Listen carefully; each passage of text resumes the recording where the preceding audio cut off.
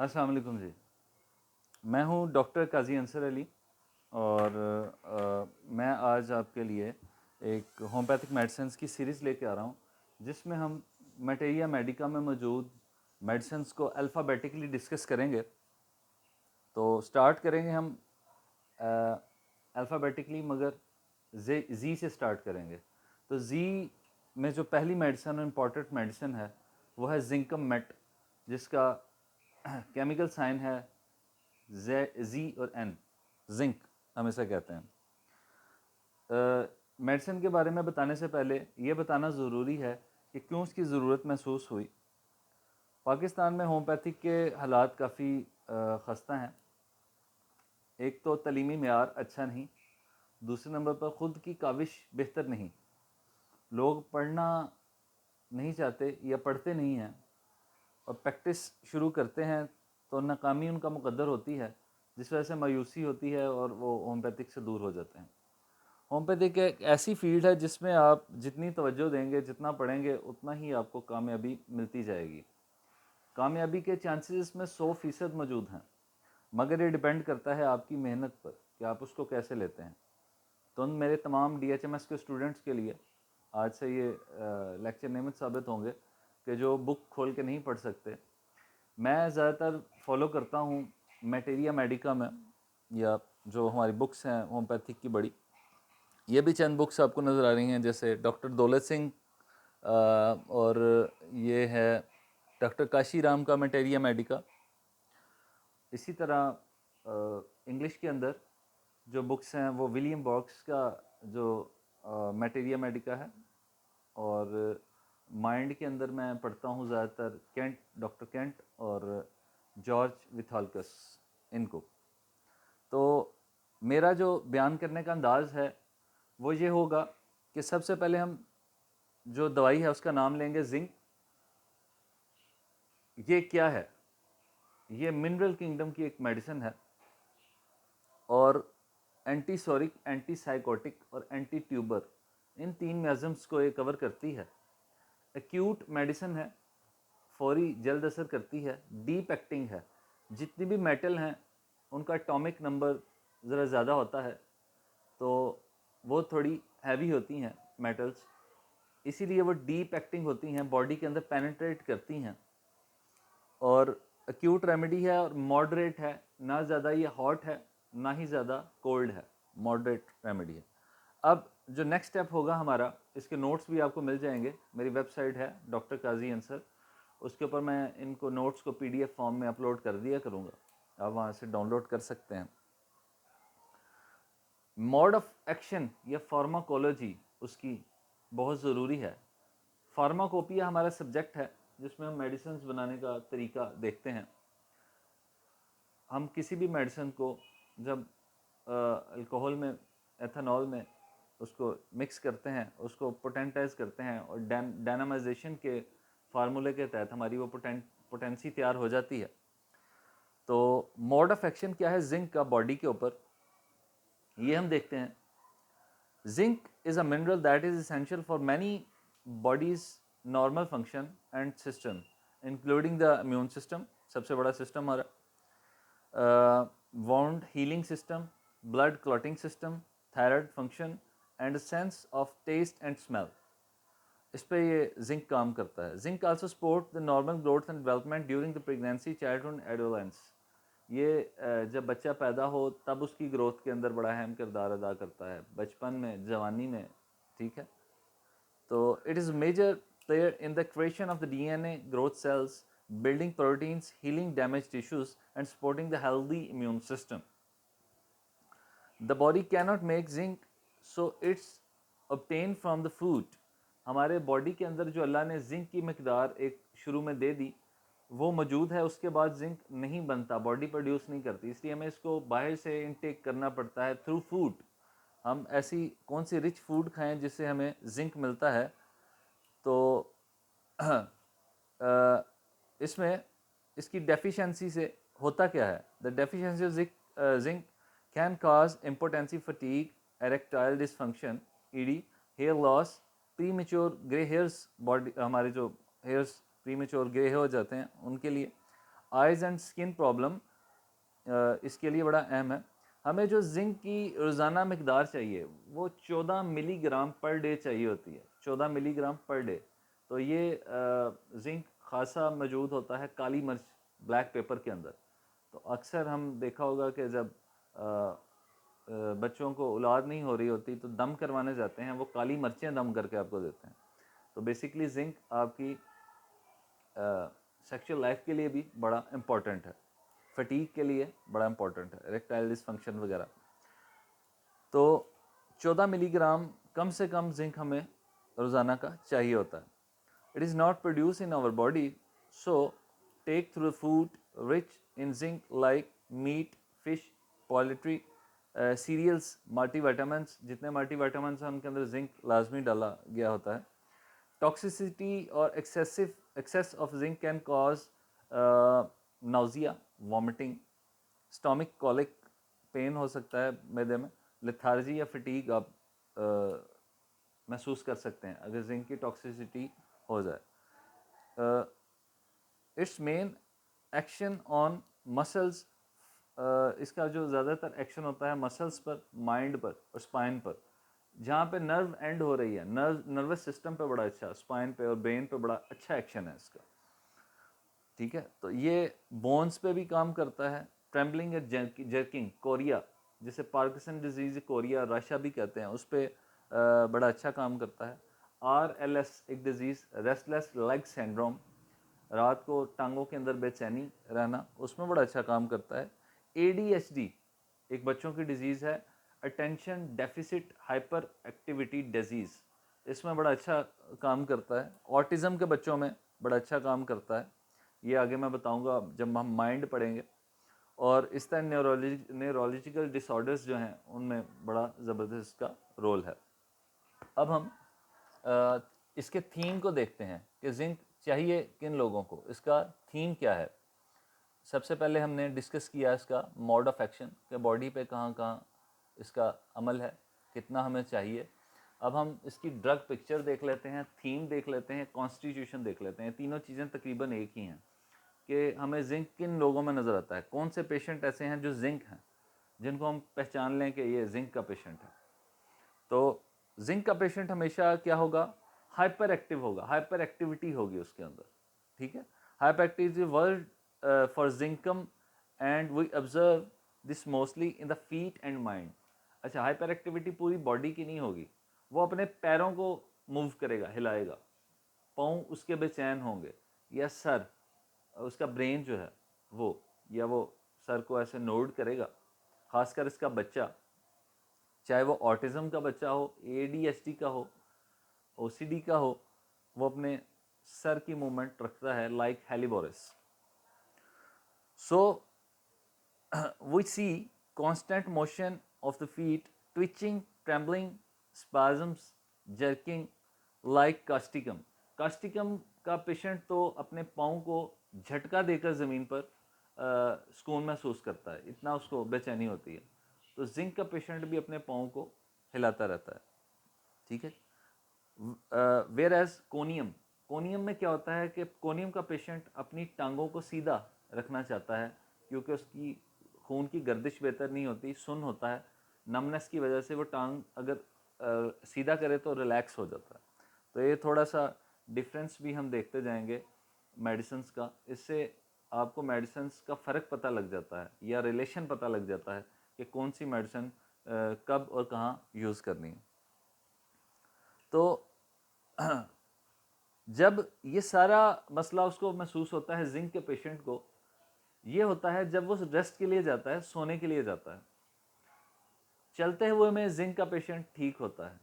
ऐसे ही समझ लें रेस्टलेस, रेस्टॉक्स, जब हम पढ़ेंगे रेस्टॉक्स को हम रेस्टलेस कहते हैं, तो रेस्टलेस इसमें है, मगर रेस्टॉक्स की तरह इसकी तकालीफ रेस्ट में बढ़ती हैं। तो जब ये लेटता है, बैठता है, तब इसकी कमर में दर्द, इसके पाँव में, टांगों में बेचैनी होती है। तो ये ज़्यादातर लोअर एक्सट्रीमिटीज़ में, यानी कि हमारी स्पाइनल में ये ज़्यादा मसला होता है। On the mental level there is a restlessness too, दिमागी लेवल पे भी इसको रेस्टलेस होती है। The brain is over stimulated but not in a way that the veratrum की तरह इसका जहन ज़्यादा ओवरलोड नहीं होता, ख्यालात बहुत ज़्यादा नहीं आते जैसे कॉफ़िया में आते हैं। कॉफ़िया का मरीज़ सो नहीं पाता, नींद नहीं आती, इंसोमिना होता है उसको, ख्यालात बहुत जल्दी जल्दी आते हैं। In zinkum, the overactivity cause a kind of dissatisfaction. It's one of the main remedies of dissatisfaction and complaining. Morning. इसका मरीज़ ज़्यादातर कंप्लेन करता रहता है, मायूस और किसी पे भरोसा नहीं करता, जल्दी मायूस रहता है। Overactivity of nervous system, especially nerves ending are affected. Impending brain paralysis. ये एक बड़ा अहम है कि अगर आपको लगे कि या आने वाला फालिज, या आपको लगे कि फालिज हो सकता है, ब्रेन की नर्व फड़कती है, तो आप जिंक का इस्तेमाल करें। You can avoid that situation. Period of depression in disease, जब आपको कोई मसला हो जाए, कोई बीमारी हो जाए, उसके अंदर आपको डिप्रेशन आ जाए, वहाँ पर ये बड़ा अच्छा काम करता है zinc.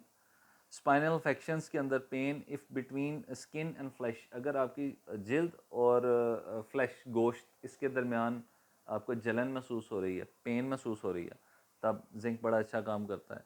Great relief from discharges, Korea ऐसे इसके डिस्चार्जेस से इसको बड़ा रिलीफ मिलता है। लाइक लेगेसिस के अंदर जब डेट्स या मेंसेस होते हैं तो पेशेंट बेहतर फील करता है। सेम इसमें भी ऐसा होता है कि डिस्चार्जेस जब होते हैं तो पेशेंट बेहतर फील करता है। Chorea convulsion during dentition period, face pale, बच्चे का फेस हो जाता है जो पीला हो जाता है उसमें डेंटेशन पीरियड के अंदर, दांत निकालने के दौरान। और इसका अब देखते हैं हम माइंड, इसका दिमाग क्या होता है। दिमाग एक ऐसी चीज़ है होम्योपैथिक के अंदर, इतनी इम्पोर्टेंट चीज़ है कि अगर आपको 10 सिम्टम्स मिलें बॉडी के और एक सिम्टम मिले आपको दिमाग का, तो डॉक्टर केंट कहते हैं कि आपको दिमाग की मेडिसिन देनी चाहिए। दिमाग की मेडिसिन देने का भी एक तरीक़ाकार है हमारे सिस्टम के अंदर, वो भी डॉक्टर्स को पता होना चाहिए कि कौन सी पोटेंसी दिमाग पर बेहतर काम करती है। हमारी मेडिसिन एक होती है जैसे जिंक है, मगर इसके अंदर जो पोटेंसीज हैं वो डिफरेंट होती हैं, जो 6x से 3x से शुरू हो जाती हैं और फिर वो CM तक चली जाती हैं। तो कौन सी पोटेंसी किस पेशेंट के लिए है और उसको कौन सी कंडीशन के अंदर देनी है, अगर इसका इस्तेमाल हमें आ जाए तो हम बहुत से मसाइल को हम आसानी से हल कर सकते हैं, सिर्फ सिंगल डोज में, अगर वो उसकी रेमेडी हुई। तो माइंड आपको बताता है, पेशेंट का माइंड बताता है कि वो इस चीज़ का मरीज़ है या नहीं। अगर माइंड का सिम्टम मिले तो आप वो पोटेंसी दीजिए, 100% नहीं तो 70-80% रिजल्ट ज़रूर आपको मिलेगा। जैसे मैं इसका थीम बता रहा था, थीम एक उसकी जर्नल पिक्चर थी कि वो नज़र कैसा आता है। माइंड उसकी प्रिसाइज पिक्चर है जो उसको एक लेवल आगे ले जाती है कि ये वाकई ही उसका पेशेंट है।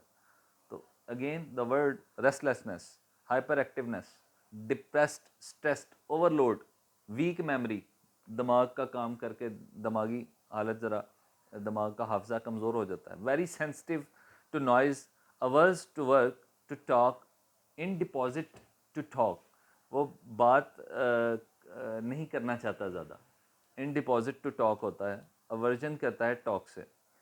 मेंटल डलनेस होती है पेशेंट के अंदर। Repeat question first before answering, ये एक बड़ा अहम सिम्टम है, इसके ऊपर आप दवाई दीजिए, आप 100% ट्रीट कर लेंगे। इसको हम रेड लाइन सिम्टम भी कहते हैं। एक ऐसा सिम्टम आ जाए जो बिल्कुल प्रिसाइज हो तो रेड लाइन सिम्टम आता है। मसलन इसका बच्चा बात को दोहराता है, जब आप उसे कहते हैं बेटा तुम्हारा नाम क्या है, तो वो आगे से क्वेश्चन का आंसर देने के बजाय वो कहता है तुम्हारा नाम क्या है, तो बात को रिपीट करता है। या आप उसे को क्वेश्चन करते हैं कि कायद-ए-आज़म कब पैदा हुए, तो वो आंसर से पहले 2 दफ़ा क्वेश्चन को रिपीट करता है, कायद-ए-आज़म कब पैदा हुए, कायद-ए-आज़म कब पैदा हुए, कायद-ए-आज़म 1800। तो इस तरह वो पेशेंट बिहेव करेगा।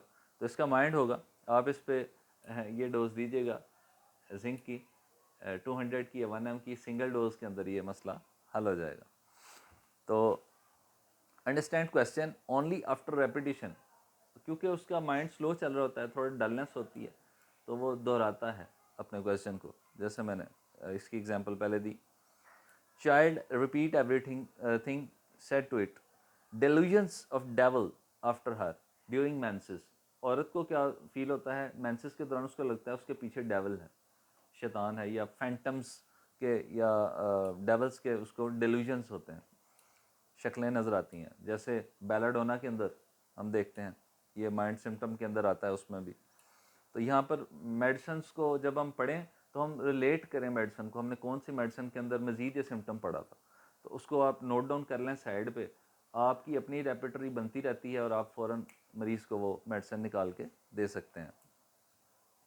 Delusions is about to be arrested, fears arrest on accounts of supposed crime। एक इसमें ये बड़ा माइंड होता है इस पेशेंट का कि वो सोचता है कि वो एक जगह गया, एक बैंक में उसने डकैती की, चोरी की, अब उसके पीछे पुलिस है या वो बच गया है, अब उसको किसी भी वक्त पुलिस उसके पीछे लगी है, किसी भी वक्त गिरफ्तार हो सकता है, अरेस्ट कर सकती है उसको पुलिस। ये उसका डेल्यूजन है, ये उसकी माइंड स्टेट है। ऐसा फिज़िकली या एक्चुअली कुछ भी होता नहीं है, मगर वो सोचता है कि वो पकड़ा जाएगा, उसको पुलिस पकड़ लेगी, एक पुलिस का खौफ उसको रहता है, अरेस्ट होने का खौफ उसको रहता है। ये मेटल की प्रॉपर्टी है, क्योंकि मेटल केमिकली कॉम्बिनेशंस इसके बनते हैं, केमिकल से हम जब उसको मिलाते हैं तो एक नई चीज़ बनती है, तो उसमें फ़रार होता है, इसके एटम्स के अंदर फ़रार होता है, वो बड़ी तेज़ी से हरकत करते हैं। तो ये प्रॉपर्टी इसमें भी आती है कि वो फ़रार चाहता है या उस खौफज़दा होता है कि उसको पकड़ लेगा, अरेस्ट कर लेगा। ठीक है, तो इसमें हम मज़ीद देखते हैं, delusions is about to be arrest, ये हो गया।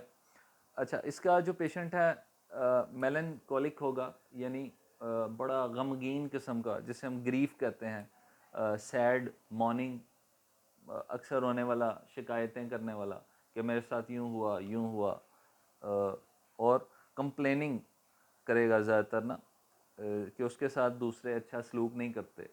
ठीक है, और इसमें ADHD और देखने को मिलेगा जो मेडिकल माइंड डिजीज़ हैं, ऑटिज़म वगैरह बच्चों के अंदर।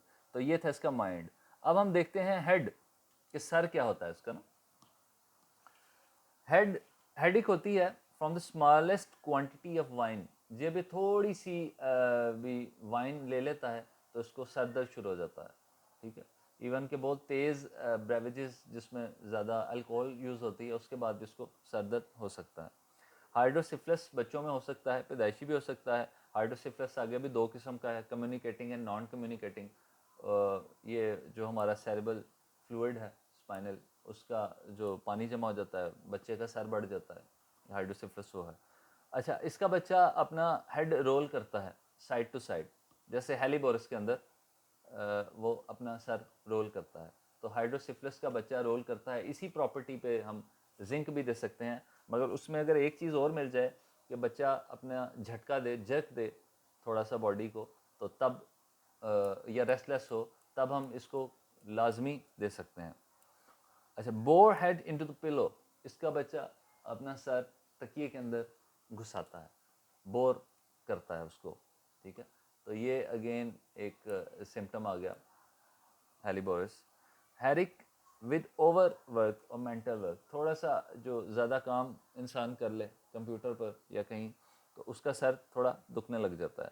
आइज़ में इसको ज़्यादातर इचिंग होती है, और पिटोसिस यानी ये जो हमारी पल्क होती है ये गिर जाती है, जैसे हम पल्क का फॉलेज भी कहते हैं, थोड़ा सा इसको फिर उठाना पड़ता है, ये कंडीशन पिटोसिस है, इसमें हम दे सकते हैं। Blurring of one half of vision, आधा जो आँख है वो ब्लर होती है, विजन आधा नज़र ऐसे लगता है कि ब्लर है, तो यहाँ पर हम इसको यूज़ कर सकते हैं।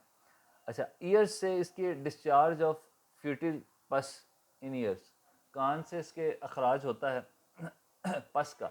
तो मैंने उसकी प्रॉपर्टी के अंदर जब हम इसका मोड ऑफ एक्शन देख रहे थे तो हीलिंग वाउंड के अंदर इसका जिक्र किया था कि पस फॉर्मेशन जब हो जाती है ज़ख़म के अंदर, तो जिंक बड़ा अच्छा काम करता है, उसकी वो जो प्रॉपर्टी है, तो हम पस के अंदर इसको यूज़ कर सकते हैं। अब हम जिंक को नेक्स्ट में देखते हैं नोज़ में। नोज़ में ज़्यादातर इसका लॉस ऑफ स्मेल हो जाती है आपको, loss of smell and taste, ये हमने इसकी प्रॉपर्टी पढ़ी थी।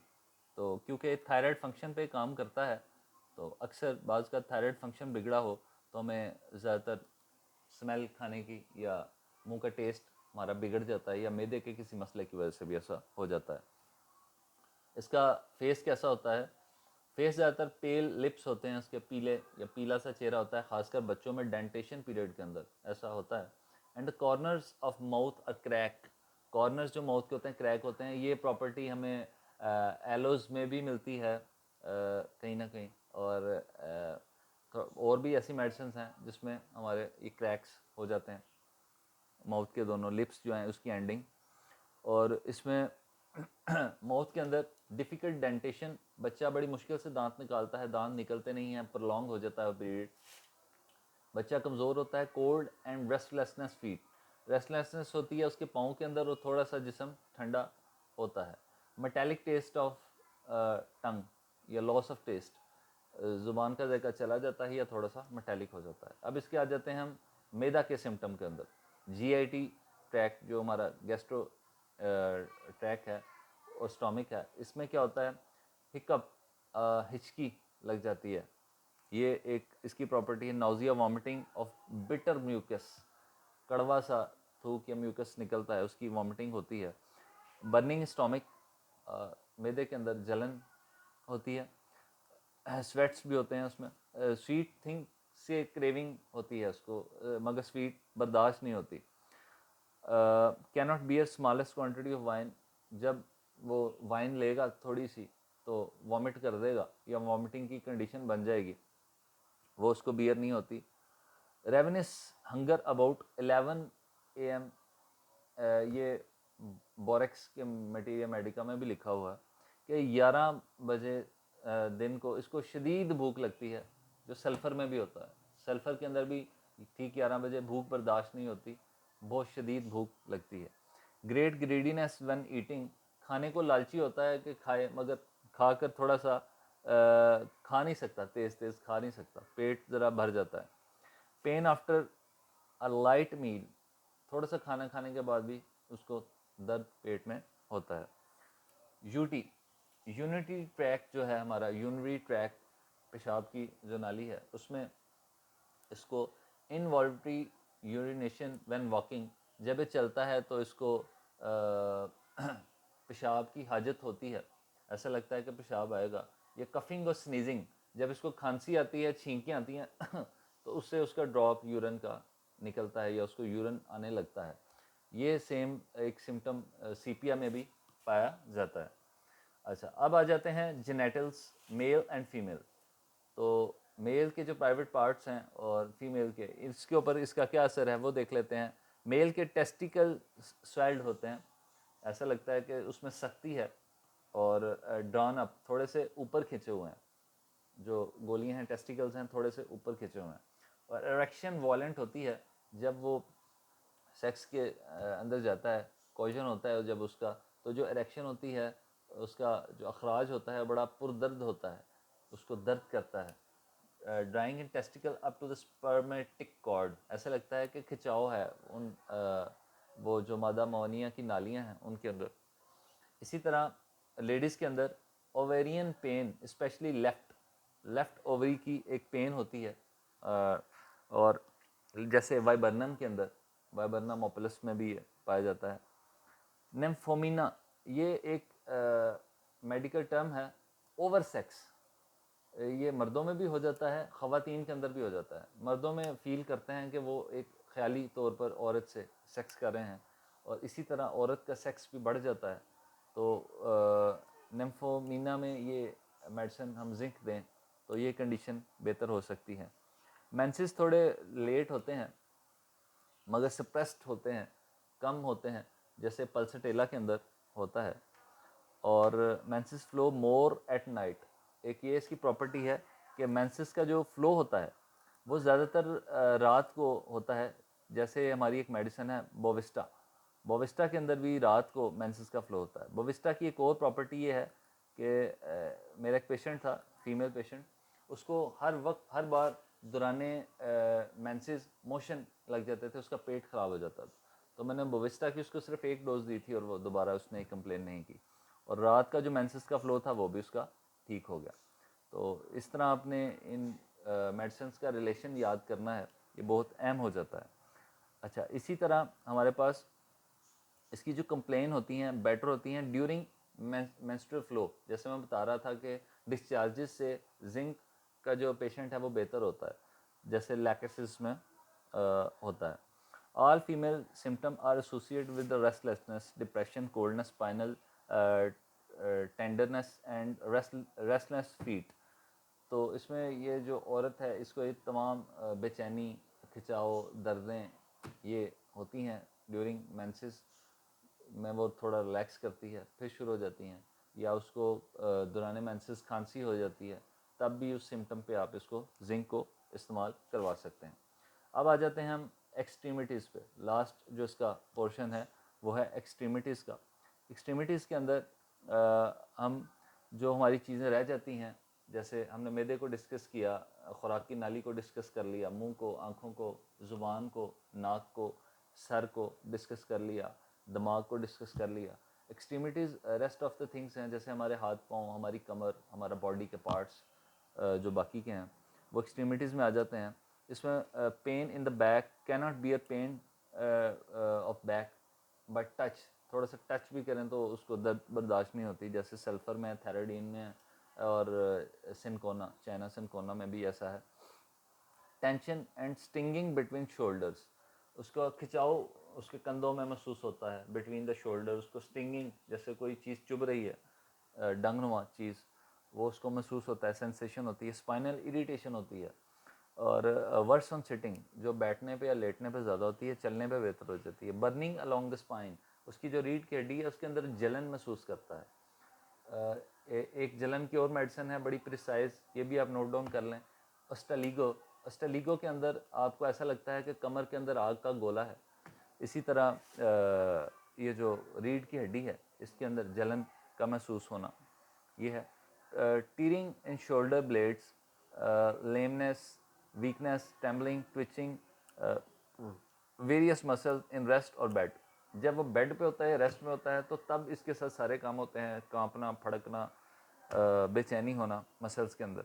सिलिबेंस, जैसे अगैरिकस इसके बड़ा करीब है, अगैरिकस के अंदर हमें ये चीज़ें मिलती हैं। फीट इज़ कॉन्टीन्यूड मोशन, जो उसके पाँव हैं वो हरकत करते रहते हैं, उनके पाँव को हिलाता रहता है ताकि उसको सुकून मिले, बेचैनी होती है उसको पाँव में, तो उसको स्टिल नहीं रख सकता।